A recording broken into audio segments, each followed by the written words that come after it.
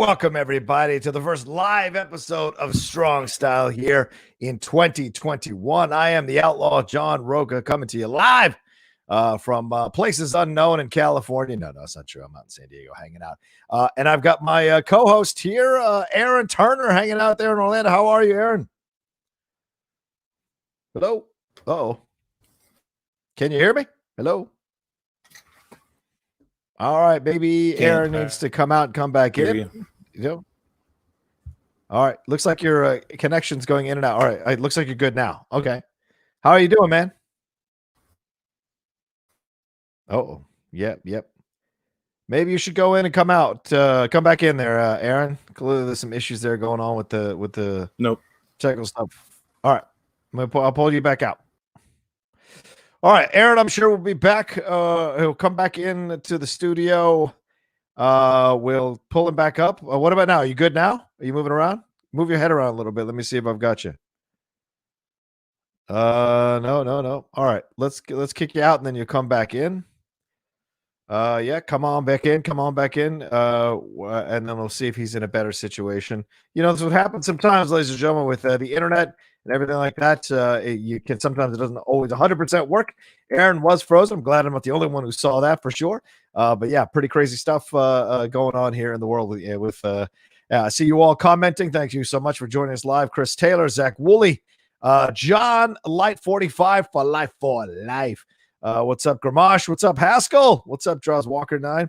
Good to see you all in the chat. Thank you so much for joining us. I'm sure Aaron will be in just a second to hold the fort down with me as well. Got a lot to talk about today. A lot of big news breaking through the week. We got some NJPW news that broke as we were about to do the show here a couple of hours ago. So we added it to the rundown to talk about as well. We got so much to get into. We got the Goldberg conversation, the McIntyre conversation. There's a lot for us to be talking about here. All right, I got Aaron back in. Aaron, how you feel? You good now? Are you moving around? Oof. Yeah, it's not. Now. Sorry about that, guys. I can hear you now. Okay. All right, cool. All right, so how are you doing, man? What's going on?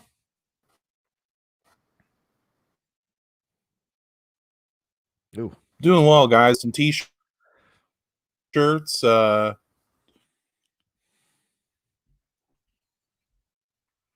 Lunch one my because it's in Japanese. But there you go. Yeah, a lot of news going on. It's gonna be kind of a surprising episode because there's not a lot of about. Yeah.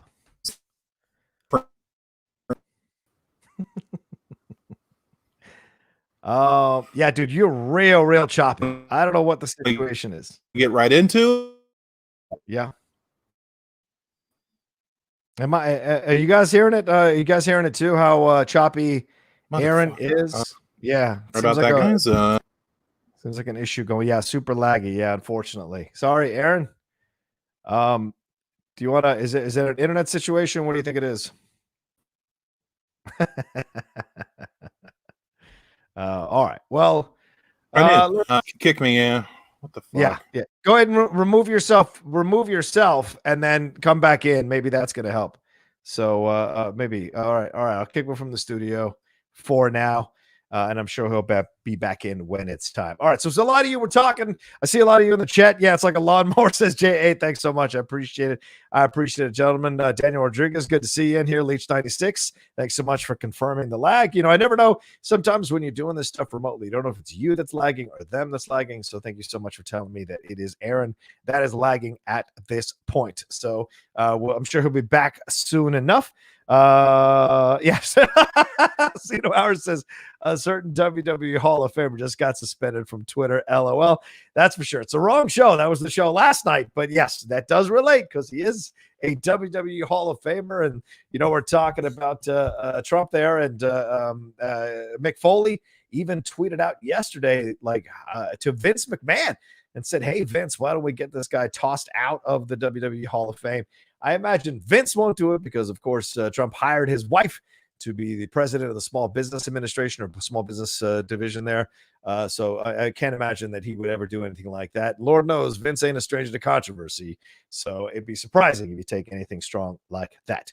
Darren, is it your birthday today? Darren Ryden here saying his birthday Yo, happy birthday, Darren.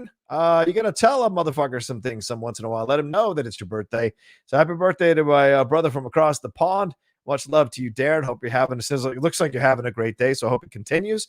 I'm sure Aaron will be in here in just a second. But let's get into the first story here. And look, ladies and gentlemen, please send in your Streamlabs and Super Chats of the things you want us to talk about. Streamlabs or Keep Us Alive, Super Chats or Keep Us Alive. So we definitely want to have those coming in consistently through the show to make sure we can keep bringing you the show every week. For sure. You know, the show, the view numbers for the shows that were pre-produced over the last couple of weeks, not as high as some of the other stuff we've had. So hopefully going live this week on for 2021 will lead to more views as well. So, all right, let's see. The first thing we're going to talk about here, according to the rundown from Aaron, is the villain Marty Scurll and Ring of Honor may have parted ways. We're getting this from our brother Ryan Satin there on the Pro Wrestling Sheet. For those of you who missed it a couple of weeks ago, Ryan Satin was on doing a Q&A with us. A lot of fun. If you haven't watched that, that was a great hour with him. Certainly a blast. Turner says he's reset his modem, so hopefully he'll be back in pretty soon. But yeah, British wrestler Marty Scurll has officially parted ways with Ring of Honor. That's according to a statement from the promotion. They put it on social media, on Twitter. They said, just simple gray screen, and said Marty Scurll and Ring of Honor have mutually decided to part ways. Remember, Marty joined Ring of Honor back in 2016. Then last year was made head of the company's booking committee. Usually that means you're pretty much set. You know, Nash and Flair have booked stuff. Triple H was booking matches. So like once you get to the part where you start being part of the booking committee, it seems like you're pretty much set. But there were allegations made against Marty Scurll, if you guys remember, that were part of the Speaking Out movement. And Ring of Honor's parent company, Sinclair Broadcasting, announced that an internal investigation was underway. Isn't that ironic? Sinclair Broadcasting. And said this is right now they could term it a developing story. But if you look at what David Meltzer said here, he was on the Wrestling Observer Radio, his most recent episode of Wrestling Observer Radio, and he was talking about the fact that Scurll could be a target for the WWE. He said, quote, this is his quote, "It's really interesting what's going to happen to him because he's got to have a job to stay here. I think that's part of the provisions of his deal. He owns a home, so he's going to be forced out of the country if he doesn't get another job. A year ago, he got the biggest contract in Ring of Honor history, and he got big offers from the WWE and AEW. And AEW at one point thought he was coming to them, and Ring of Honor really wanted to keep him. He was going to be the head of creative, and the whole thing happened while still with the allegation hanging over his head." He said, Dave Meltzer also said that going to All Elite Wrestling would be difficult for Scurll considering the backlash. So that's why he felt that WWE would be the better place. They've had their share of dealing with bad PR. He said WWE was very interested in him as well, but there's a stigma of everything. We don't know what it is and how long it is, but for AEW, it's going to be difficult just because there's a lot of heat that anyone's going to get for hiring him. WWE does not feel that heat. They're going to do what they want to do, but it's one thing to have a guy that's on your roster and they have several and just go, they didn't do it and there's no criminal charges, because the thing is, over the years, them and New Japan and Vince has been in charge for 38 years. And in 38 years, there have been a million things and charges that involve talent, some true, some not so true. And people will go, how can they do this? And for a new company, they can go in there, they can be like, oh, we don't want the bad heat and everything. Whereas the old companies can go, we've been in this business, and this isn't an easy business, and stuff's going to happen, and this is how we operate, and we're going to do what we want to do, and we're not going to be dictated to. And of course, Marty Scurll was accused of sexual abuse. He did admit to sleeping with a 16-year-old fan, but he did say it was legal and consensual. He released a statement about it, and he said, in 2015, after a wrestling event in the UK, I had a brief consensual sexual encounter with a woman. In that moment, at a bar, in those circumstances, I had no cause to question her age. I don't say any of this lightly or to seek absolution for my ignorance, although I did not become aware of her age until after the encounter. The reality of the age disparity is not lost on me. I understand that although our encounter was technically legal in the UK, my lack of good judgment that evening has disappointed many fans. This week, the woman I'm referencing bravely shared her stories of abuse she experienced while attending wrestling events during that time period. My name has been included in one of those recollections she has shared. I can only speak to what I know to be true in my own actions. It is my understanding to me that this woman continuously supported our sport through her attendance at events, seminars, and training sessions, and as an industry, we failed her. I cannot begin to understand the difficulties she must be experiencing, and in that spirit, I ask that you please continue to respect her privacy. He went on to say that his priority is to seek forgiveness for unknowingly contributing to a culture that for too long has promulgated ego over humanity and hurt many along the way. Words are no longer enough. Action is needed. So very strong statement there from Marty Scurll. Aaron, how are you feeling? Are you in on this? Oh, yes or no? I'm seeing a black screen instead of your face. So maybe not. Maybe not. Can you say anything, Aaron? Hello? All right. All right. For whatever reason, I can't get Aaron to get on the show with me right now. Some technical issues that he is dealing with for sure. What do you guys think on this situation? Yeah. What do you think, Marty Scurll? Do you think this is do you think the WWE is the place for him to go? Is there room for him right now when looking at two sides of the talent roster with Raw and with SmackDown? They already had their draft. There's, Raw's been kind of suffering a little bit in comparison to SmackDown. Is that a place that Marty can go? Is he gonna you immediately put him in the picture for some of those belts, for a couple of the belts? Is that what you do with Marty Scurll? Does he retain the villain moniker? What do we do with him at this point? Of course, the speaking out movement. Look, a lot of the female wrestlers have been very, very vocal about, and rightfully so, about some of the treatment they've experienced as female wrestlers in this business, certainly for many decades in this industry. And some of the female fans have come forward in these situations and spoken about some of the abuse they've encountered at the hands of professional wrestlers. But I think Dave Meltzer makes a valid point, if not an uncomfortable point, and that is WWE has been here long enough for multiple decades. They have ridden out numerous scandals with their people, and maybe they've done their due diligence here. If they bring him in, they kick the tires on this. Certainly that statement is very well written statement. Probably a PR person wrote that for Marty, but it's a very well written statement to explain his position. He explains where he was coming from. He explains the fault. He totally takes responsibility, whether intended or otherwise, for what happened. And it's not saying we should forgive him, but those are steps towards understanding your role in all of this. And maybe the WWE sees that as a way of kind of smoothing the tracks a little bit to let him come over. But would you guys want to see him in there? Let's just take a look at some of these questions. Chris Taylor says, Aaron's internet is the Barry Horowitz of internets. I think it's hilarious as hell. Xenor says, I highly doubt WWE will sign Scurll. Maybe we shall see. Let's see. Xenor says, Tina Victim was, I'm not sure if it was consensual. Yeah, exactly. How can you tell consent if the person is drunk and 15 or 16? Yeah, pretty crazy. And also, I don't know. I wasn't there, so I can't really speculate on what happened there. Jeremy Miller says, I don't think he's worth the risk of signing much baggage as it is already. Draws Walker saying, I don't think WWE and AEW will touch Marty with that baggage. That's certainly possible. Yeah, and maybe NXT is the way to go here, Leech 96. NXT possibly for Marty. Maybe Marty's got to do a little bit of time down there in NXT, see how it's doing. And remember, NXT has their own issues with Velveteen Dream and what happened with Velveteen Dream and the accusations around him, and they brought him back. So maybe they feel like bringing Marty into the situation with NXT to kind of rehabilitate the situation. Hopefully he's part of these PSAs or part of a program there to speak about the mistakes he made and how to avoid those mistakes, maybe speaking to younger wrestlers about how not to get involved in these situations, stuff like that. Of course, being very open to the female wrestlers that might have an issue with him being there, being open to have conversations, being open to possibly being confronted for this and being open to hear their words. And maybe that's a way back for him as well. It's not easy. It's not easy for sure, but it could be something. Darren Wright saying, I can't, birthday boy, Darren Wright. Okay, I can't see him doing anything in WWE right now. Look at what's happening to Velveteen Dream, for example. Exactly. That's my point. So it may not be the way to go. Maybe NXT UK is on, but I doubt they'll jeopardize it. That's a fair point. Fair point there for sure. Let me see if I got any, Streamlabs that have come through here on these questions. Sorry, I have to kind of go to the dashboard real quick. See if anybody sent anything. No Streamlabs yet. You see the Streamlabs address is right above my head here. And of course, this side right there. And of course, down in the description of this video as well. Chris, they were asking, anyone watch Ring of Honor? Yeah, people do watch Ring of Honor, Chris. People like Ring of Honor. They don't necessarily go for the bigger WWE brands or even the AEW brand. They like that feeling of Ring of Honor as kind of this upstart wrestling promotion that's been around for a while, but kind of like does a great job with the talent that it has. So you have to wonder, like, what is the division here? I did some research. I couldn't find anything that was necessarily rumored as the reason for the split.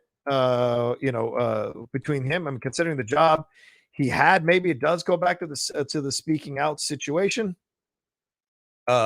And Ringside News is reporting that he might have to leave the United States, as we were referencing earlier, because they're saying there's a big issue. Who owns a home in Florida, and it's that if he's not working in the U.S., he may also have to leave the country, and that's the situation there as well. So I wonder what would happen. Marty Scurll is friends with the elite, but friends, no friends, it still may be an issue about what to do for all. And they've been talking about him leaving since July. There were rumors about him leaving since July, and now it looks like it's finally happened. So that's an interesting situation with him for sure, with Marty Scurll. So I don't know. We'll see what happens to Marty as this goes along. But Bateman has signed a new contract with Ring of Honor. For those of you Schmoedown fans, not Bateman, not Ben Bateman. Bateman has signed a new contract with Ring of Honor. So maybe that's a thing, kind of moving him out of the way, moving Marty out of the way, and kind of freeing up some money for Bateman, who was officially re-signed with the company, made his debut in September of 2019, teaming with Vincent right now as the Righteous. He debuted with Ring of Honor after being in WWE and Impact Wrestling tryouts in 2018. He is 38 years old right now and celebrating his 20th year in professional wrestling. Maybe they see this as a better route to go than the situation with Marty. Maybe there's more coming in terms of accusations or in terms of issues with Marty that they may have to explore here. Maybe that's why they felt it was the right time to make this move at this point. Ring of Honor also re-signed Amy Rose, six-man tag team champion Bandito. Mark Haskins re-signed. And then, of course, as we said, they parted ways with Marty Scurll. There's no extra. They just said decided parties. They didn't thank him for the time. They didn't thank. So maybe this later is a bigger statement coming, but they didn't say anything huge. And this is on the heels of Marty Scurll signing a multi-year contract extension in January of last year. So he became the head booker for Ring of Honor, as I mentioned earlier. He wasn't just on the committee; he was the head booker. And they were investigating allegations back in June that were made here, and he had not returned to work as a booker or a wrestler since then. Then his profile was removed from the Ring of Honor website in October, and that was the last update until now. So maybe there was something here, because it's 12 months from when he signed the multi-year contract extension. Maybe they had to wait a year, and maybe they're paying him or not paying him, depending on the situation there, through the year. And now that the 1 year is up, maybe it's easier for them in the contract to kind of null and void the contract and do the separation from Marty, so they don't have to keep paying him for the rest of the contract. That is certainly possible in a situation like this and what they saw. Let me see. I got Aaron possibly back here. Aaron, are you back? Oh my God, guys. Doing well. Well, I went on and on about Marty Scurll for like 15 minutes, my man. So please, what are your thoughts on this? Him leaving Ring of Honor, the speaking out situation, and if he might end up in the WWE, which some people are already speculating he might.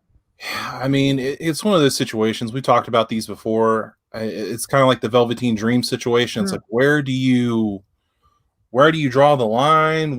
This guy is completely different, because he had it made in Ring of Honor. I mean, he could have gone to AEW, could have gone with all his buddies, made all the money that he wanted, but no, he stayed with Ring of Honor to become the head booker and to do that kind of stuff, to be the top guy in Ring of Honor. And now he's no longer with the company. And Sinclair Broadcasting is a known conservative group. Yes, they are. It is very interesting to me that Sinclair Broadcasting let him go. So that tells me that something is really wrong, and they found something really wrong. But if any company, and I even hate saying this, but if any company could take the blow, it would be the WWE. Yeah. They could take the heat for making this hire. They could throw him in NXT UK, which is, I mean, let's be honest, it's not watched by too many people. Right. Your hardcore fan base. I think that would be a shot in the arm for NXT UK on a professional level. Yep. I don't know what his legal troubles are. I know he's in some sort of legal mumbo jumbo, but I'm not 100% sure what that is. I don't know if the people in the locker room would accept him. So that's something else that you got to look at. So I really like the character of the villain Marty Scurll. I liked what he was doing with Nick Aldis in the NWA that really never got to come to fruition. So it's one of those things. It's like, can you separate the art from the artist? Is it as bad as everybody thinks? Is the reputation soiled this guy forever? I don't know, man. It just remains to be seen who's going to take a chance. Yeah, it's a good point. And I was pointing out earlier that the timeline of this is, he signed the multi-year contract extension in January. Then he was made head booker as part of that contract extension, which is, Aaron, that's pretty much job security in most promotions for a while.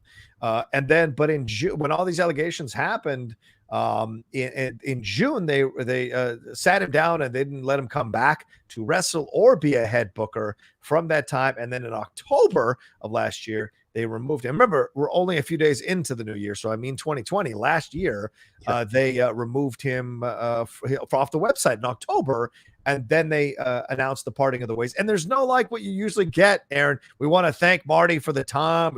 We appreciated the time he put in, all of that stuff that you normally get. So this says to me that there's some maybe other issues going on behind the scenes. And also contractually, if they signed the contract extension in January and we're in January of 2021, a year later, maybe there was a clause in the contract that allowed him to null and void the rest of the years of the contract as long as he did the first 12 months. He was guaranteed payment for the first 12 months. But then after that, they'd revisit it to, kind of trigger the clauses and to keep paying him on the multi-year contract extension. So maybe this is the way for Ring of Honor to not keep paying him and using maybe a behavior clause or whatever to move him out. So, because it's been 6 months since he's done anything. Well, Ring of Honor hasn't even been operating for that long. They've only been re-up for about maybe a month or two. They've got their own bubble like the NBA had and all that kind of stuff. So, that's part of it. And then this is the other part of it. So I think it was just a matter of time before this happened. Yeah. But for them to come out and say that it's official, it is shocking. It shocked the hell out of me when I saw it the other day. I was like, whoa. Yeah. Okay. So your head booker's gone. So that's very interesting. But I tend to think that Marty, I'm not saying I'm right or wrong, but I happen to think that Marty's going to get another chance somewhere. Yeah. Well, the statement he gave, and look, I'm not trying to excuse a man from doing these kinds of things at all, but the statement he gave, and it might have been well written by the PR person, still showed that, hey, this is what I was thinking. This is what happened. I clearly am in the wrong. And although it was legally okay in the UK, I understand how this looks to other people. This is a bad decision clearly on my part. And I heard her story, heard what she was saying. And I feel terrible that I've contributed in any way to these actions that happened towards her at a young age, hanging around the wrestlers. And so this is where I felt that he really kind of gave a lot, rather than saying, I apologize for anyone who was offended. He's saying, I apologize for anything that was taken in a certain way, or anything that people interpret a certain way that hurt their feelings. I certainly don't want to contribute to that. And I think if he comes in and he's totally apologetic, he's totally open to, if any of the female wrestlers want to confront him or have a conversation or sit him down, and he's willing to listen, even if they're yelling at him, that's going to go a long way to him winning the locker room, and which will eventually lead to him winning the fans back or winning them over again. And Kevin, the WWE, kind of look like they made the right choice here if he goes to the WWE. Very well said. Good. Thank you for helping me out there, guys. It was a struggle there for a minute. I figured out what happened. So once we got that taken care of, everything was fine. So cool. Yeah. Don't download Parsec and forget to close it out. That's all. I don't even know what that is. Okay. It's a video game. It's like a video game over. It's an online video game thing. I didn't close it out, and that thing drains your internet. So that was probably the reason. So it's all my fault. Well, let's have a real quick Streamlab before we jump into the rest of the stories here. Christine donated, said, Happy New Year, Rocha and Aaron. The Marty Scurll story doesn't really sit right with me as a female fan. So this tip is just to say congrats to Sasha Banks being named Sports Illustrated's Wrestler of the Year. Hey, totally respect that, Christine. Absolutely. Everyone's got their opinion on the situation, and and yours is more valid than ours as men in the situation like this. So I absolutely defer to you on this one, Christine. And great point here to point out Sasha Banks, one of my favorites, certainly maybe my number one favorite female wrestler, as I'm wearing the man shirt as I say that, but it's Sasha Banks for being named Sports Illustrated's Wrestler of the Year. It's pretty incredible there, Aaron, because remember, it's not what, a year or two ago, there were all kinds of complaints about Sasha not getting her just due, not getting her chance in the WWE. There was that story that Ryan posted after WrestleMania where they had the belts taken off by the Iconics, and the ladies, were upset, were outside the hotel room being upset and stormed out. There was all kinds of stuff. And it's pretty incredible to see that finally, when they gave the ball to Sasha, she was able to run with it. Yeah, and I mean it's been a great year for her. I mean, just the whole Mandalorian stuff as Yes. well. I mean, it goes without saying, but I don't know if I would give her, wrestler of the year. I think Bailey probably had a better year than Sasha Banks. That's just me talking. That's I fair. mean, definitely on the back nine of 2020, she really was killing it. But for a long time, Bailey was holding it down. So if I had to throw one caveat in there, I would say, hey, let's not sleep on Bailey. She killed it.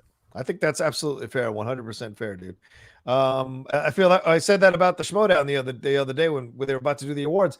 I know Adam Collins won a bunch of matches, and he had that match against Dan Murrell, but Dan Murrell has been doing it the whole year, and this kid's only been doing it from his house for 2 months. There's a difference, in my opinion, doing it live and in your house, doing it live events and the pressure live events, and showing up and still defending your belt. It matters. And those are things you got to balance that out. So maybe you're right. Maybe the fact that Bailey had been carrying it for a number of months here during the year through the COVID lockout and everything. And her and Sasha really came into prominence with their ability to take advantage of the COVID situation here in the ring and in the storylines. And then her kind of stepping out from it, winning the belt, Sasha, I mean, and holding it down for the last couple of months. Maybe there is a little bit of recency bias with this, but I'd never complain about Sasha receiving an award. So, but I hear your point. Absolutely.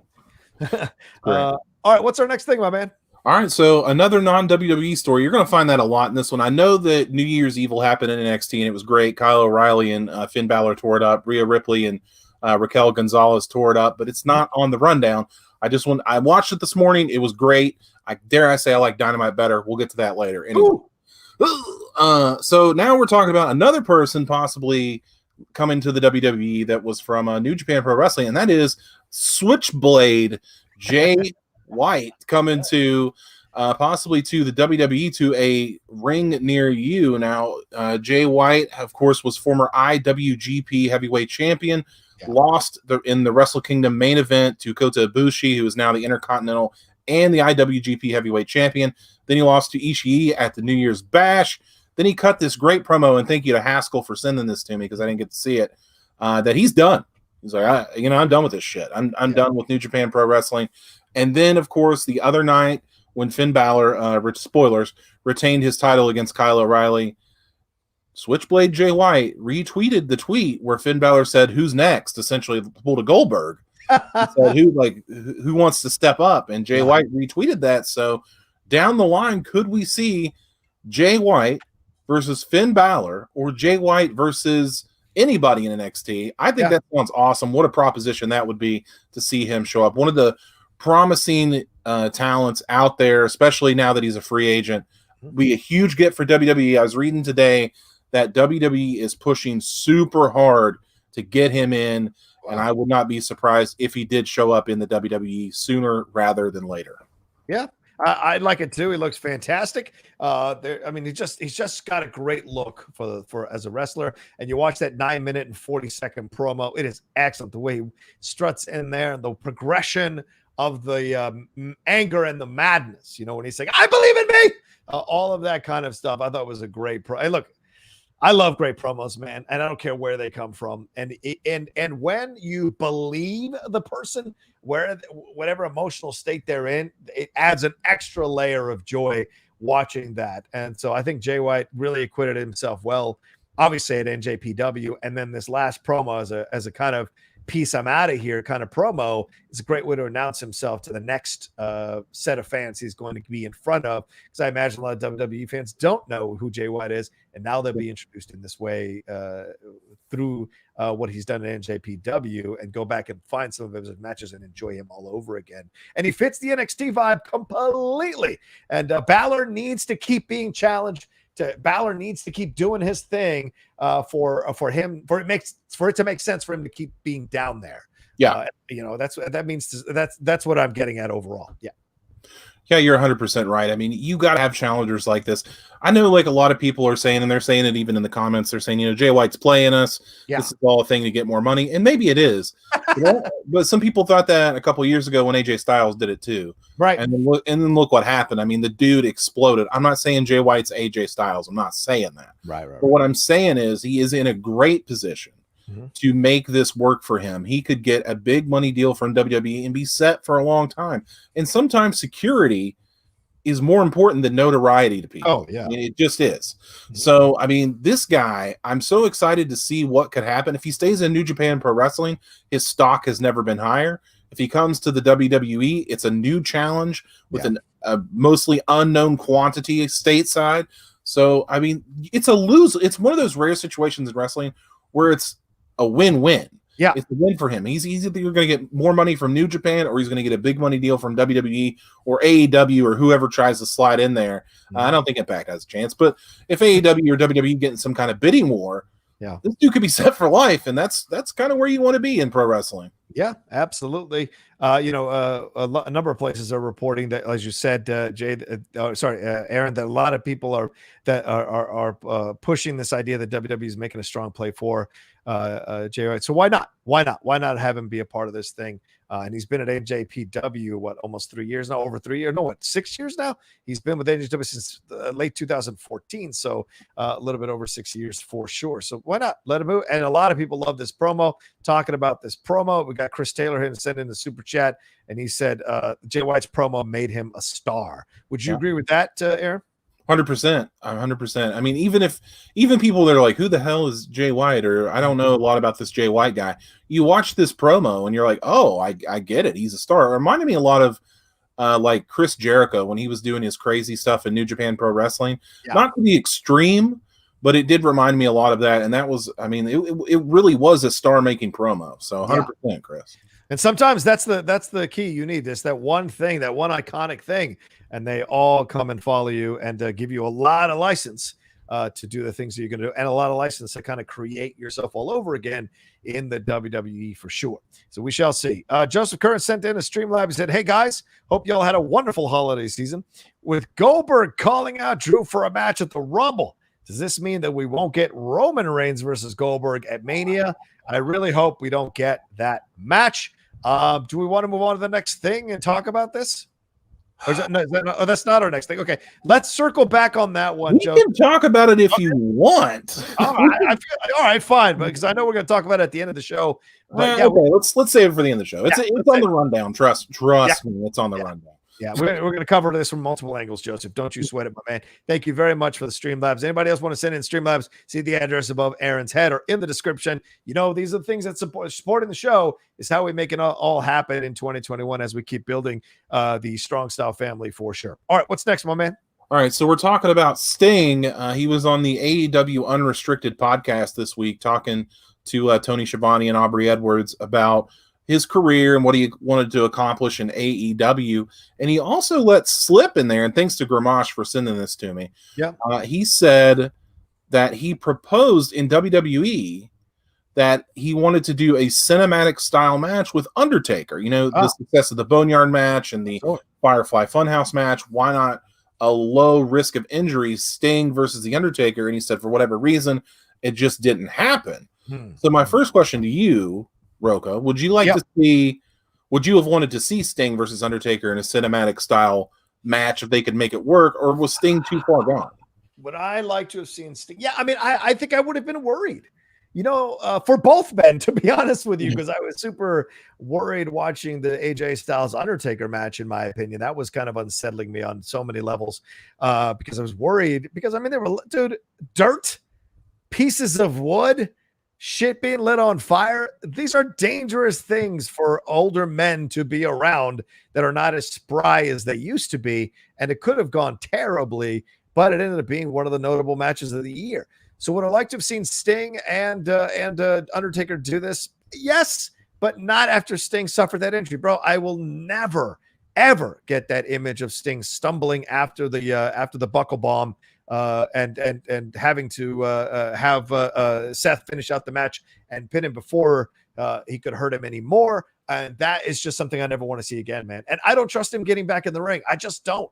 I get scared. Like, people like, oh, he should be AEW champion. Fuck off. Like, I'm like, you're crazy. Yeah. Don't put him in there because anything can happen. And he didn't know he was going to get that injury. He didn't know he was going to have that issue. So how do we know him getting into actual match won't lead to an injury itself? But a cinematic match, you can certainly film it. It would have been great to see. Certainly Sting's character would lend itself to a cinematic match on so many levels.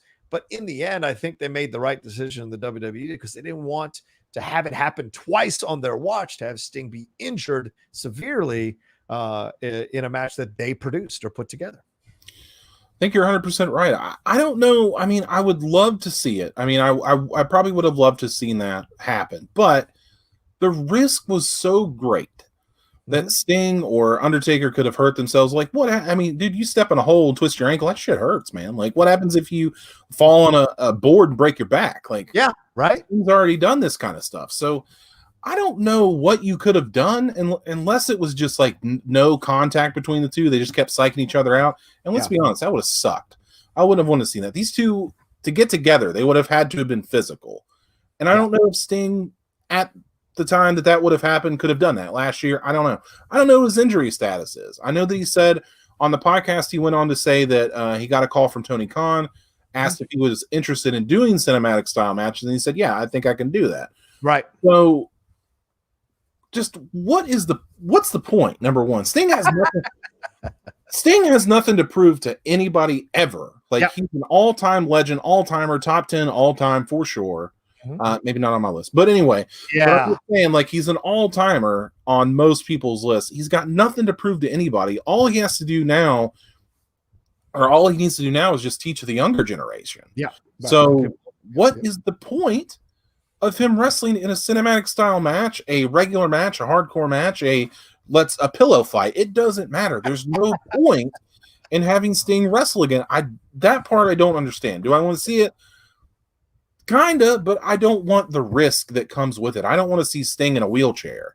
Right. You know, I mean, Lex Luger's already in a wheelchair. That's bad enough. Yes, I don't want to see Sting in a wheelchair. So it's just not, to me, it's not worth it. I know he didn't like the way that it ended for him with Seth in WWE. He said that too. He's like, I wish I could have had a better ending.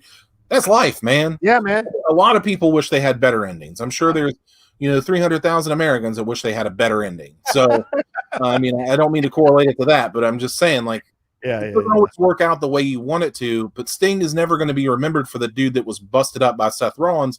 Sting's going to be remembered as the guy that was in the surfer gimmick doing the scream, coming down from the ceiling and beating up the NWO. No one's going to remember that according to Sting's legacy. It doesn't matter. Yeah. So I don't know what he's trying to prove, but I hope he finds it.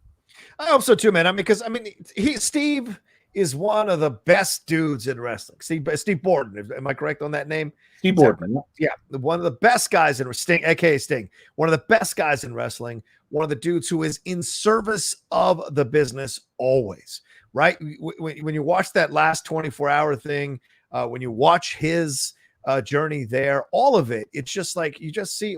They released that video of his on WWE a few months ago, a couple months ago. It's great to watch him, and you see he's just like a kid in a candy store all over again, right? And it's just great to see that kind of thing. The last thing you want to do is have any kind of issues there with him physically, and so there's nothing to prove. You are the legend. Just sit on that, enjoy that, use it for what it will. I mean, Aaron, the wrestling world for decades since its inception is full of those veterans who were starting out, became superstar sensations, had their final run, had an end either on their terms or not on their terms, and then transitioned into being either a manager or a backstage guy or a guy on the mic. They've all been able to do that, and so there's no reason Sting shouldn't be able to do as well. You're 100% right. And I mean, there's another guy that has nothing to prove either, and we'll talk about him in a minute. But that's how that's going to go. That's fair. That's fair. I got some breaking news. We got. I don't know if you're ready for it, to be honest with you. Oh my God, I need to check my phone. Did Haskell tag me in this? We're gonna do this now because this is like the middle of the show. We get the most people watching right now, and I don't want to miss it. So 57 of you are watching right now. If you haven't hit that like button, hit that like button. I think you're going to want to hit the like button after this breaking news. Let me make sure I've got this right. This is just posted to Twitter about 10 minutes ago. Thanks to Haskell for making me aware of this. We're playing it in the middle of the show here. Let me share the screen.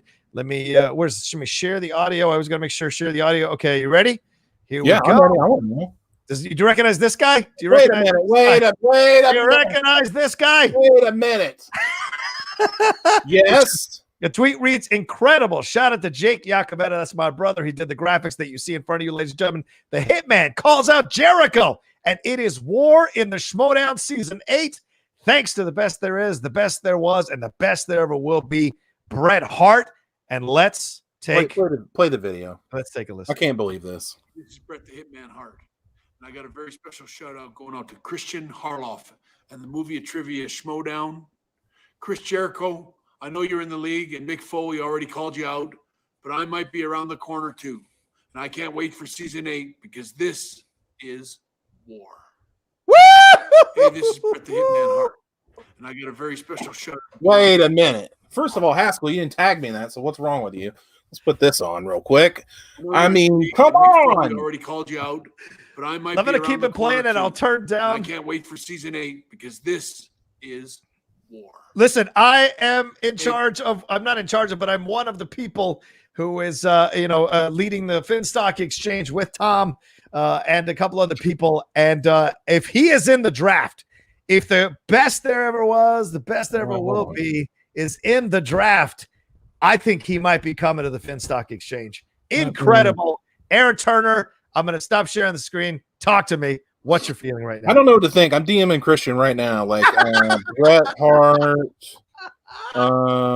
WTF, shit my pants,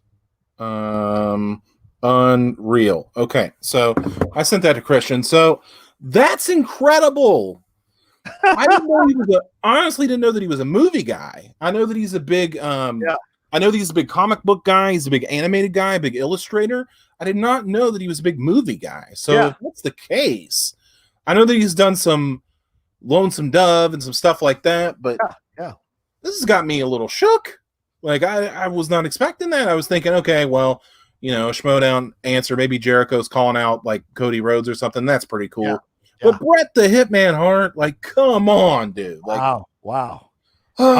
Just to hear that music in the Schmodown studio, like, come on now.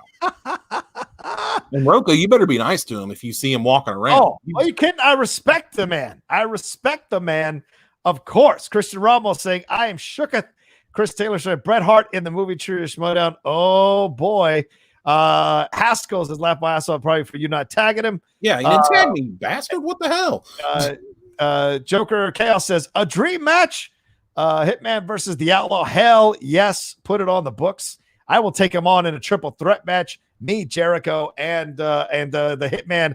Absolutely. I don't care about that Kevin Smith. I care about Chris Jericho, Bret Hart coming in. That would be awesome. It has always been the movie Trivia Schmodown, a mixture of movie trivia and pro wrestling. So to be able to actually take on some pro wrestlers in a match and do promos back and forth with these guys would be a dream come true for this lover of professional wrestling. And we may have Christian Harloff coming on the show to talk about it in the next few minutes and explain how this is all going down and how real this might be. But shout out to Jake Iacobetta for making this happen. I have to apologize to Haskell. He did tag me in it. Sorry, Haskell. Oh, he did. Oh, sorry, buddy. It was worth it to surprise you with it. Oh my God, that's amazing. That's like my dream. Like a couple years ago when I was doing the rundown, I'm kind of getting teary-eyed. Like this would be my dream to see this scenario come into fruition. So for Schmodown Season 8, the whole war thing. Wow. Wow. Yeah. And I'm sure a lot of people are like, who the fuck is Bret the Hitman Hart? And I will punch you when I see you you Schmodown fans if you say that. I will punch you in the face. He's the best there is, the best there was, the best there ever will be. 234 pounds, Calgary, Alberta, Canada. The best man to ever do it. 2-time Hall of Famer. Oh my God. Boy. Damn it. If we don't get to manage him or put him in our faction, he might go to another faction. If by some miracle we're going to play each other, he's going to watch the crap I said to him. I know the manager is going to play some of the crap I've said about Bret Hart to him, and Bret Hart is going to kick me in the face. Maybe he'll play the stuff I say about him, and it'll be okay. I guess so. All right, let's move on to this Kenny Omega situation. Wow. Doesn't matter. Who cares? Who cares? Hold on. Before we move on, let's bring him on. to the show, ladies and gentlemen. He is one of the co-creators of the movie Trivia Schmodown. You know, he is the host of SEN Live and one of the VPs over there, or at least I think so, of the Schmodown Entertainment Network over there at Skybound. And he has got Chris Jericho and Kevin Smith in the Schmodown last year for season 7, but season 8 is War. And we just played you the promo of Bret the Hitman Hart coming onto this thing. Ladies and gentlemen, please welcome to Strong Style for this episode, Christian Harlow. Christian Harlow! Clear in my head. I'm clearing it. It's not always easy to do, my man. It's not. I got so many shows. There we go. Do it. Perfect. How did this happen? First of all, welcome to the show. And you're getting too excited. You're getting too excited. No, you're getting too excited. I don't want to crush any souls. Look at poor Aaron Turner. Hitman's one of my favorite. Jake Yacovetta sent that to me. They did it. It's a Christmas gift from Cameo. Oh, come on. Don't ruin it now.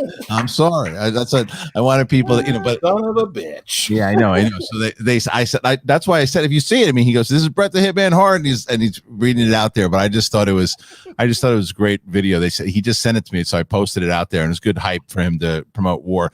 Look, the good news is that he was good. He was good, really good buddies with the late great Roddy Piper, who I was pals with, and I had just missed out on meeting Bret a couple times. I was supposed to meet him, and I never had a chance to do it. But I don't know how good he is at movie trivia, but I'll reach out to him. Why not? Just have an appearance by him at the very least would be great. And I think it's very possible to get him to make an appearance, especially now with everybody that we have coming into the league. We got some big hitters coming in this season. Yeah, is there any chance that Bret Hart ends up as a late entry on the list of free agents for people to draft and take a flyer on in round 11, man. Round 12? Any chance? The funny thing is that you were not the first person to ask me that. Do you want to take a wild guess who the first person was to ask me that? Ken Knapsack? No. Who? Shannon Barty? Hell no. Shannon's a massive wrestling fan, and I did not know that. Yeah, she was. I mean, Jericho was one of her favorites, So when and Hitman was like one of her ultimate favorites, and she's like, excuse me, what's this thing with Bret Hart? So because he's the fucking best. That's why. Yeah, I thought everybody kind of knew it was Cameo, but apparently not. Hey, look, Aaron, any publicity is good publicity, right? Hell yeah, dude. So I don't know if he's a movie guy. I was just telling Rocha that I know he's like an animated guy. I know he like collects like action figures and stuff. I didn't know he's a movie guy, but hell, he could be. I don't know. I have no idea. I don't know if he is or not, but it's one of those things where I just, especially for like a live event, especially if he was in town or we went to Canada or something, to just have him show up. Just hear that music. That music, man. Oh my God. To do a live in Toronto. Oh, it'd be great. It would confuse Calgary, not Toronto. Calgary. It would confuse people though, because the second you played his music, they would think Ken Knapsack is coming. It's the news. The news is coming on. Well, we're going into season 8. That is 2021. We've turned the corner into 2021. Christian Harlow, season 8 is on the horizon. What can you tell us about season 8 War? It's going to be exactly that, man. Aaron, come back. If we ever needed you, it's this season, man. It's got all that. It's got that fire, the flavor of. It's going to be the ultimate sport, but it is also the storylines are coming back in full steam ahead. But it has so much on the horizon for just listening. I just finished up a whole bunch of conversations. The moves that are being made during free agency, the things that are already going to happen on this free agency special next week. I'm turning my phone off from all the competitors and managers that are going to be calling me. Wait a minute, this happened. This is allowed to happen. Blah, blah, blah, blah. And then the following is the draft. Our draft list is it. We have the most long.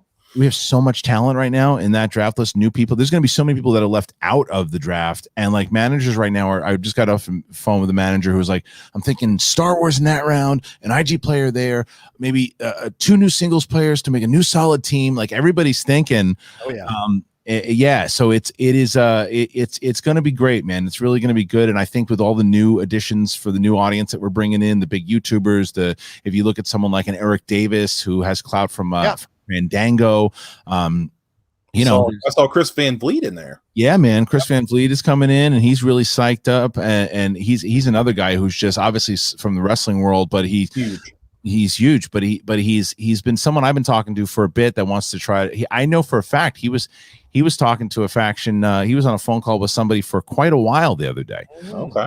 So people are already vetting him. Paul Walter Hauser obviously was a big wrestling mark, if you will, and he was obviously in Cobra Kai season 2 as Stingray. So this is a crazy season. I'm pretty excited. Wow. There's a scenario where we have Booker T, Chris Jericho, Bret Hart, Mick Foley, maybe. Who knows? Mick Foley on the stage all together. That would be an incredible get if that would be possible for Schmodown season. It is possible. I'm telling you, man, it's going to happen now because of this stuff too, and because of the relationship that we have, obviously with Booker and with Chris now, and even Cody Rhodes, who I think is going to be coming on. Hoping getting him on Sith Council eventually soon. So we're the idea is to get more and more people in it, and then if I'm able to, knock on wood, get this minor leagues going, it's something where I could also do. I don't necessarily have to just do minor league movie matches. I could do minor league wrestling trivia. Look at Aaron's ears pop up. So there's a lot of different things that I could do on the minor leagues. It doesn't necessarily just have to be movie trivia, just to test the skills, to test the promos, to test the fire, and maybe we get somebody in there to. Yeah. Christian, you might have to fly down to Orlando and give Aaron a hug because he's crying. He thought for sure Bret I got a little teared up. I'm not gonna lie. Like when I heard the Bret Hart stuff, I was just like, this is like my all-time favorite scenario. Like when I first started doing this rundown. Like this is what we always wanted. I know. I'm sorry. It was just too geeky of me to not hear Bret Hart say my name and not post it. Bret Hart's one of my favorites of all time. And then like I said, I've been on phone calls with managers and going back and forth with people. And I got a Facebook message from Jake Iacovetta. He goes like, "Merry Christmas, late Christmas present." I see this YouTube link and it's Bret Hart. I'm like, oh my God. And I said to myself right away, is this gonna give me a cameo from Bret Hart? And I saw it and I read it. I'm like, oh, this is great. I gotta post this. And then I'm like, Bret Hart's joining the Schmodown. I'm like, hey, if they're talking about it. Things have happened. Hey, whatever gets attention for sure. Well, we don't want to keep. I tagged him. Yeah, we'll see what he responds and see if Jericho responds as well. That would be great. Yeah. I know you're busy, brother. As you said, you've been on the phone with so many people handling this thing. It never stops for you. So we'll let you go. But thanks so much for taking the time for coming in and talking about this, man. We're looking forward to it. Awesome. Good to see you, Aaron. Yeah, good to see you too, man. All right, guys. Take it easy. There you go. Season 8 War is happening this year on the Schmodown. For those of you who've seen the match with Dan Merle and Adam Collins, you know where my head's at. You know where I'm at. So get the fuck ready. And I can't wait for this season to kick off because there's going to be a lot of people that are going to have to pay the toll for a certain expressway that they're going to be on. And it's the expressway to hell, for God's sakes. All right. Aaron Turner, what's our next thing? Let's jump into it. I guess I gotta come back. I mean, I was told to come back. I guess I gotta come back. Chairman said you come back. You come back. I guess I gotta come back. I don't know what I would do, but I guess I would come back. But I guess I was just watching it. So Kenny Omega, I don't know how we're gonna continue, but Kenny Omega, I've been really high on what Kenny Omega's been doing lately. I think it's been really great, especially for AEW, especially for Impact helping their ratings. And then this week he took on Rey Fenix in a banger of a match. This is a reason why I thought Dynamite was better than NXT, dare I say. I thought Dynamite had a better overall show than NXT did with their New Year's Evil. Wow. But Kenny Omega and Rey Fenix had a great match. And then after the match, well, I guess I should talk about this also. Earlier in the show, Jon Moxley made his return. If you recall, Kenny Omega kind of screwed him over with the AEW World title. So in comes Jon Moxley. He cuts a promo earlier and says, if I wanted to, I could just beat the hell out of Kenny Omega and Don Callis. And it wouldn't be a big deal, but their time will come. So you're thinking, okay, Jon Moxley, out of sight, out of mind for now. Right. So Kenny Omega beats Rey Fenix.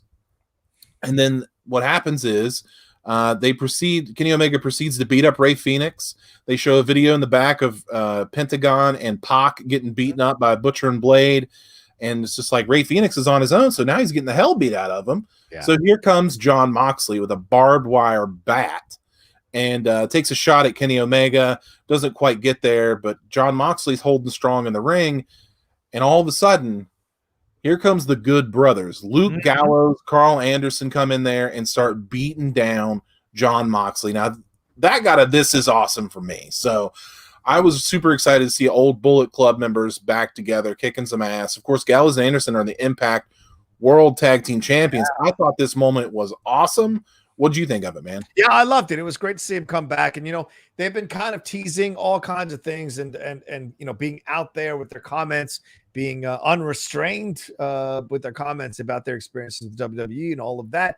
And of course, there was a lot of drama with their exit with AJ Styles and Paul Heyman and all of that. And they were kind of slowly working their way back into people's minds again. And this is just perfect. I love this. They're all coming together. They're all united here. This is going to be great. You've got two really great. Look, we've seen what the Elite can do there. We've seen what so many people can do when they get a shot over there. And so why not? This is going to be great. And Kenny now has enforcers with him as well as, and this, is there any concern though? Do you have here that this is another AJ Styles, Gallows and Anderson situation, a Bullet Club situation, just Kenny Omega taking the AJ Styles position? Or do you think this is actually a new breath of life for these guys with Kenny Omega? Because Kenny's not a bigger star necessarily like AJ was. Do you think this is more of an equal playing field? I think it's something that's going to be really cool in the next upcoming months. I think that what they've done, especially at the end of the show, when the Young Bucks reluctantly gave the two sweet to Gallows, Anderson, and Kenny Omega, this is like a shaky alliance. So I don't know, man, but I'm super excited to see where this goes. I think it could be the beginning of a new Bullet Club. I don't know. I don't know if that's what they want to do. I think they kind of want to get away from that a little bit because the Bullet Club has been tried. They have tried to rehash the Bullet Club in WWE 50 times, and it has never worked. Never works. So hopefully Gallows and Anderson are using this as a platform to boost their themselves because they have their own podcast, their own outside interests that are doing quite well. Yep. And they could definitely boost their stock and impact. Or they could be having a little exit strategy. Like, okay, well, we've been in Impact for a year. Maybe we go to AEW and see what's going on. And then they could reform that big group with Kenny as the leader. Now you've really got something. Yeah, exactly. And that's what you want to be taking a look at if that all kind of works out the way you're talking about. And then eventually, if they do split up, you've got the natural conflict there for more storylines with the Young Bucks versus Gallows and Anderson, with Kenny having to decide which side of the fence he's on. It could all play out in numerous ways. That's exciting for AEW. And these are very talented guys, man. So giving them a little bit of a run here together, an uneasy alliance, and then leading that to an explosion that could lead to a banger of a tag team match would be incredible to see. So I'm all for it. These guys didn't get as good of a fair shake as they should have in the WWE. Look, that happens. Sometimes you're just better built playing in the, I don't want to say lower, but in different promotions. You just work better in different promotions. Just like sometimes there are better TV actors. Certain actors are better on TV than they are on film, or they're better on film than they are on TV. That's just how it works sometimes. And I think Gallows and Anderson, this is a good place for them to be. AEW, this is a good place for them to kind of resuscitate themselves, revitalize their image, and then remind people how great they are. They still are, and could lead to some great matches there as well. So I got no issues with this at all. And it's not the Bullet Club. I don't want it to be the Bullet Club. It's like, it's just, it can't be the Bullet Club for legal reasons, but right. But at some point, the idea of it, you know what I'm saying? At some point, it's like, it's been around for long enough. Like, let's move past it. Like, I never want to see the NWO again. It's dead. It's dead. It never, unless it's Hogan, Nash, and Hall, it's never, ever worked. And so that's the thing, 1,000%. Four Horsemen, if Flair's not a part of it, it ain't the Four Horsemen, just isn't. And those are the things that are essential here. And with if they're trying to create a new version of a Bullet Club and they call it something else that kind of gives it a nod, I think is a mistake. Let it be its own thing, man. Let it be its own creation and be its own life. Yeah. I think you're 100% right. Don't call it the club or the Balor Club or the original club or the Kenny Club. Like, nobody wants that shit. So. All right, we got two. Before we get to our last story, we got two Streamlabs that have rolled in here. Thank you so much. Leech96 says Drew versus Goldberg at Rumble, absolutely stupid in my mind. Goldberg is only there to pull a rating, and I'm gonna future book here. Brock wins the Rumble. Brock versus Goldberg 3 at WrestleMania 37. Thoughts on that? Also, Rocha and Aaron, you're awesome. You never walk alone. Nice Liverpool reference. Thank you very much. We took care of business today. Let's address that in just a second. And the next one is from Last Cinema Sailor. Says, holy geez, that was phenomenal. Now that I've transferred from overseas, I look to be more active in every way that I can. Looks as if my timing was just right. The excellence of execution. Love the show. Keep up the great work, gents. Sup, Christian? Hashtag cameo. Yeah, great stuff. We were very honored to have Christian on the show. If you're just catching the show now live, go back. Bret Hart sent a special message out to the Schmodown, to Jericho, for season 8 of the Schmodown War, and Christian Harloff came on for a few minutes to talk to us about how it all came together. So go back and watch that in the show. Let's move on to our next story and address both Leech 96 comments and Joseph Curran's comments on the Streamlabs. So Goldberg returned this past Monday to Raw during during WWE Legends Night, which was in all intents and purposes a massive fail, just complete worthless. Vince spent probably $1 million to get those people there, and it sucked. But anyway, waste of time. Exactly. So Goldberg comes out at the. It was nice to see Melina though. Goldberg comes out at the end, and Tori Wilson. Goldberg comes out at the end and gets with Drew McIntyre, and now Goldberg says that Drew McIntyre is next, and he's going to challenge Drew McIntyre for the WWE Championship at the Royal Rumble, which is infuriating and ridiculous. Because if you recall what happened last time Goldberg challenged for a WWE Championship, well, maybe the last 2 times, because he beat Kevin Owens a few years ago, and then he beat the Fiend Bray Wyatt for his first loss, which was just blew my mind and made me want to, kick the crap out of everybody. But anyway, so Goldberg is back for this Royal Rumble. I think Last Cinema Sailor, I think, was who said that he thought Brock Lesnar was going to win the Royal Rumble.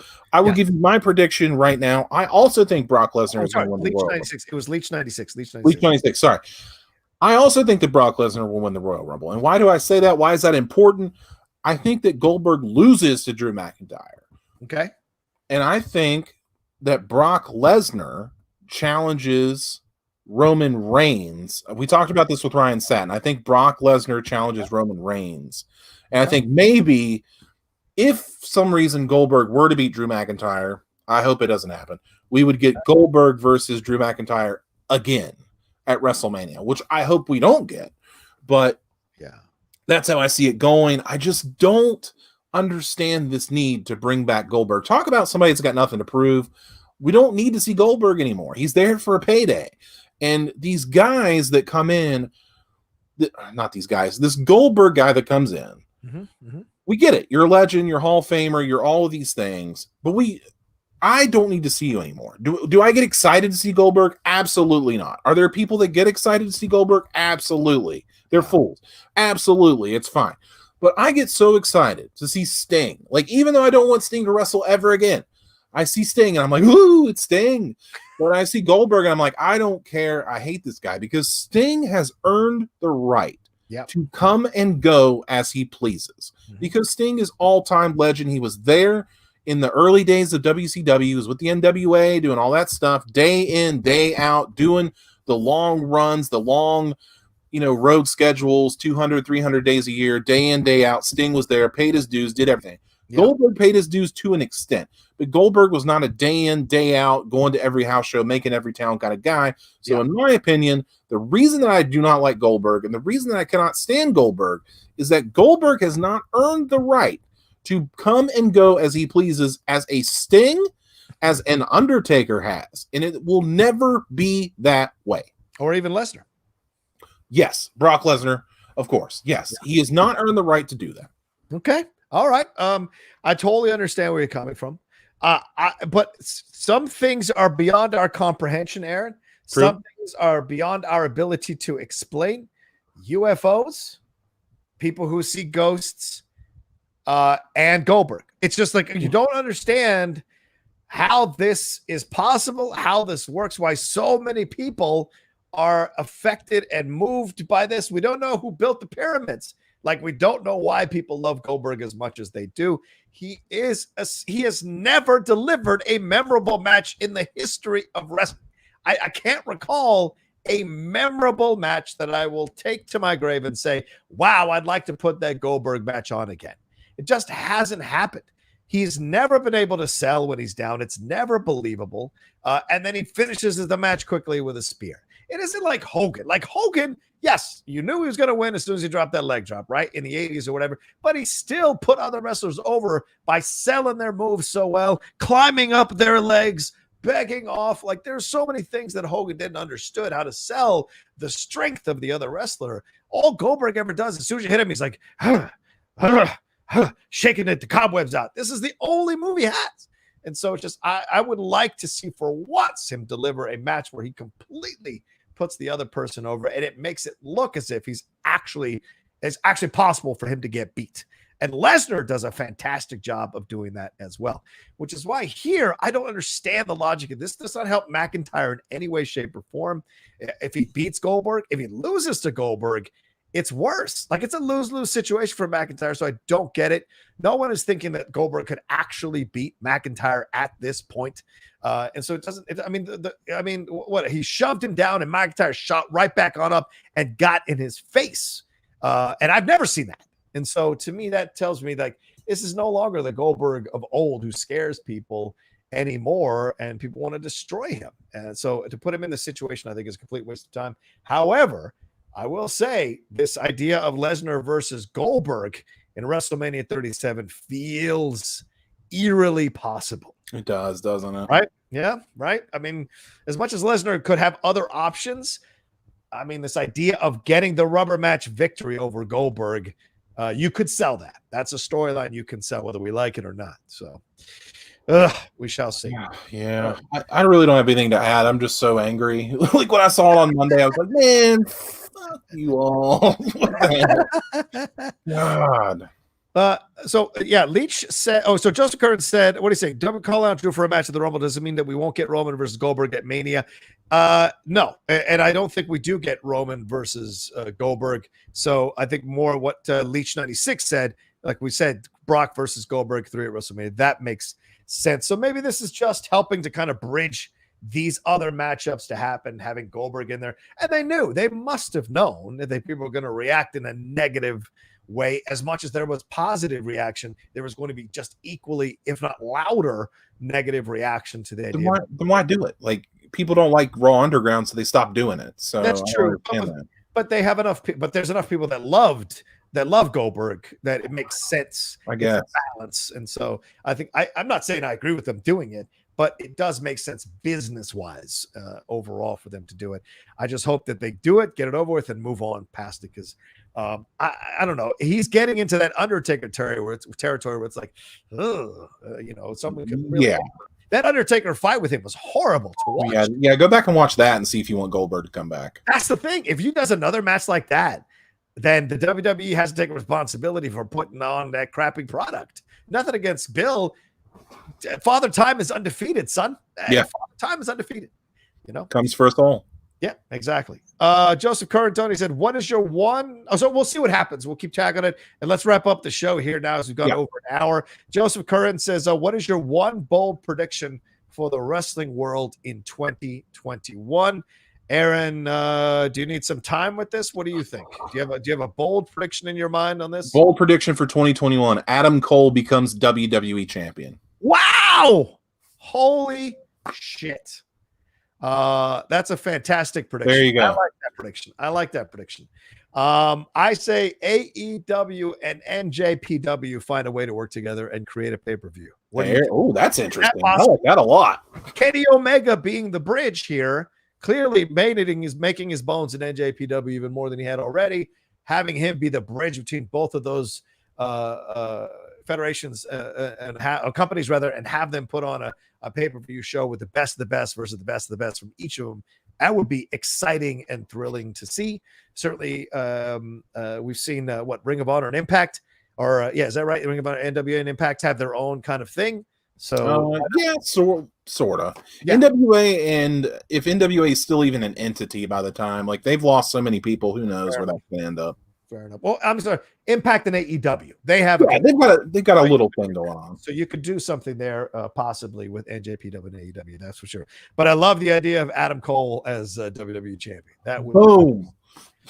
Baby. And one last one from Joseph Curran. It's a super chat, or a couple super chats actually. I think we got a couple, yeah. Let me see here. Sorry, I got so many windows up. Here we go. All right, the first one from Leach 90. Is it Leach 96? Is that who sent it? Yeah. Okay, cool. Yeah, he sent two of them. He said Leach said, apart from Hogan, they literally shat on all the legends, especially Flair, Mike Henry, Big Show, plus no real follow-up on the Alexa Bliss Randy Orton stuff. Yeah, what do you think about that? It was weird that they brought in all these people and basically did nothing. My favorite part of the entire show was when Angel Garza was giving the rose to people and he tripped and fell. Or no, he didn't trip and fall. He lost the 24/7 title. And then Ron Simmons did the damn. Like, that was my favorite part because I love it when Ron Simmons does that. The rest of the show was just like, why are we risking COVID to bring these people in? Yeah, right, exactly. Especially old people. Yeah. Who are more susceptible to COVID. But it was good to see Melina and Tori Wilson. Always good to see him. It's good for me to see Hogan. So there you go. Although Hogan looks like the old man on the mountain now. The look of him now, dude, is I can't. I don't know what to do with that look, dude. I don't know what to do with that look. Lich96 says, according to Dave Meltzer, the Goldberg decision was made on Sunday because Vince wanted to pull a rating. I mean, it's possible. That's 100% possible. Like Christian said, any advertisement's good advertisement. So if you can get a guy like Goldberg in there, if you can advertise it for a match, why not do it, I guess. And Jerry Miller said Raw did over 2 million this week. So Vince was smart in that aspect, and with no Monday Night Football either. So maybe that was it too. The schedule of it, have the Monday Night Football, all of that worked out for him overall. Like I said, he's definitely smart to do a Legends Night, but it doesn't mean that it worked. Right? True. That's actually a 100% fair point. All right, well, let's wrap it up there. That's all the wrestling news, and you guys had a full show today with some surprises from Christian Harloff coming in and hanging out with us. So don't forget Season 8 of War starting later on this year on the Schmodown. Schmodown Awards are coming up this month as well, so pay attention for that. And we're still dropping matches every Friday from the Spectacular. For those of you who couldn't buy it on pay-per-view, you can watch them for free as they drop one match every week on Friday. And on the 22nd, look for that Dan Murrow versus Adam Collins match for the WWE Singles Championship. Trust me, you don't want to miss that one. WWE Singles Championship? I don't know what you're talking about. You said WWE Singles Championship? Sorry, Schmodown Singles Championship. The hell are you doing? Splitting hairs. Aaron, where can people find you and everything going on, my man? You can find me on Twitter at Only Aaron Turner. I did want to say real quick that I do appreciate your Becky Lynch shirt. I am rocking my Io Shirai shirt, though you can't read it because it's in Japanese. But also, I sent Rocha a present. But I don't want you to open it until next week on the show. I think you're going to really like it. And yeah, that's where I'll go with that. But yeah, catch me at Only Aaron Turner on Twitter. Nice. To be continued. Exactly. To be continued. Thank you so much. And everyone, you can follow me at The Rocha Says on Twitter and on Instagram, as you see down there. Please subscribe to the channel as well. We got more plans for Strong Style coming into 2021. Some more stuff we want to do. So please be a part of it and subscribe to us. Also, remember to like and share the video. More importantly than anything else, give it a like, give it a thumbs up, and share it with your friends and family. Put it out there on your social media. You never know who's looking for a new wrestling show and some fresh voices. Certainly have them come on. Maybe they'll take a chance to be part of the Strong Style crew going forward. We're always picking up new people every week on all the shows we do here on the Outlaw Nation. So please come aboard and let other people come aboard, or let other people know about us so they can come aboard as well. Any final things? Oh yeah, please. If you want to join my Patreon, it's right above there. Patreon.com/John Rocha. The shows are going to be coming out all over again starting this month in January. There'll be Patreon shows. You'll get them ahead of time before they're dropped for everybody else, or only for Patreon. So there's 4 shows that I've done and we'll be bringing back to start this month in January for the patrons. So you will get that, plus the Discord hangouts and all of that. And maybe I'll be starting to bring in some guests to do special Patreon only Q&As or Patreon only conversations for like half an hour, so it ain't too much of their time. That's a possibility as well. All right, I get an invite. Hey, come on in. That's it for me. You guys take care of yourselves. Be well. Wear your mask. Practice social distancing. And try to make sure you don't get blocked off Twitter. And we will we will talk. Is that a thing? What's going on? Kicked off Twitter. Don't storm the Capitol for fuck's sake. Yeah, don't storm the Capitol. And that too. Don't do that either. All right, we love you. We'll talk to you next time. Have a great weekend. Enjoy the playoffs, and we'll see you next week with another brand new episode of Strong Style.